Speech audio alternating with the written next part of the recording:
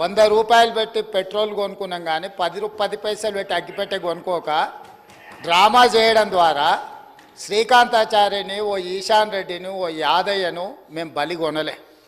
మేము ఎవరి శవాల ప్రాతిపదికనో ఎవరి ప్రాణాల ప్రాతిపదికనో మేము అధికారంలోకి రావాలని కోరుకోలేదు. కోల్పోయిన అధికారాన్ని మళ్ళీ ఇతర ప్రాణాలను బలిచ్చి కుర్చీలో కూర్చోవాలని అనుకోవడం లేదు. అయితే తెలంగాణ రాష్ట్ర విశాల ప్రయోజనాల దృష్ట్యా అక్కడ కల్వకుంట్ల తారక రామారావు గారు, ఇక్కడ తన్నీర్ హరీష్ రావు గారు దీక్ష గురించి ప్రతిపాదించారు. తప్పకుండా జంతర్ మంతర్లో చంద్రశేఖరరావు గారిని రమ్మనుండ్రి.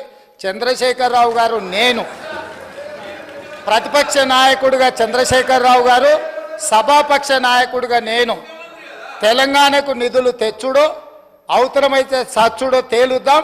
మేం సిద్ధం. తారీఖు పెట్టండి, చంద్రశేఖరరావుని తీసుకొని రండి.